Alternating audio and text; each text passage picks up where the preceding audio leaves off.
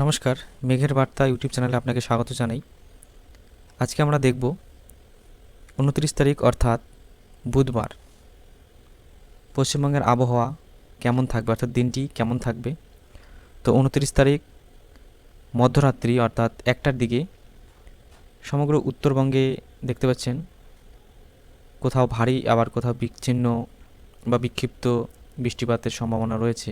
এবং রাত্রি 3টের দিকে শিলিগুড়ি, গ্যাংটক, আলিপুরদুয়ার এই যে জায়গাগুলো রয়েছে এখানে কিন্তু ভারী বৃষ্টির সম্ভাবনা রয়েছে। এছাড়া বাকি যে উত্তরবঙ্গের জেলা রয়েছে যেমন মালদা, সেখানকার রায়গঞ্জ এবং এছাড়াও দেখতে পাচ্ছেন বিহারের কিষানগঞ্জ, হরিপুর,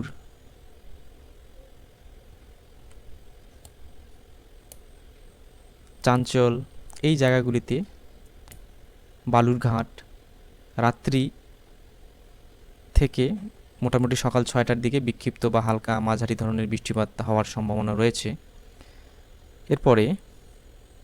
এরপর দুপুর 12টার দিকে উত্তরবঙ্গে কোচবিহার, আলিপুরদুয়ার, জলপাইগুড়ি এই যে জায়গা রয়েছে এই জেলাগুলির মধ্যে কিন্তু প্রচণ্ড ভারী বৃষ্টিপাতের সম্ভাবনা রয়েছে। এরপর সন্ধে 6টার দিকে রায়গঞ্জ, মালদা এই জায়গাগুলোতে কিন্তু বৃষ্টিপাতের সম্ভাবনা রয়েছে এবং বোলপুর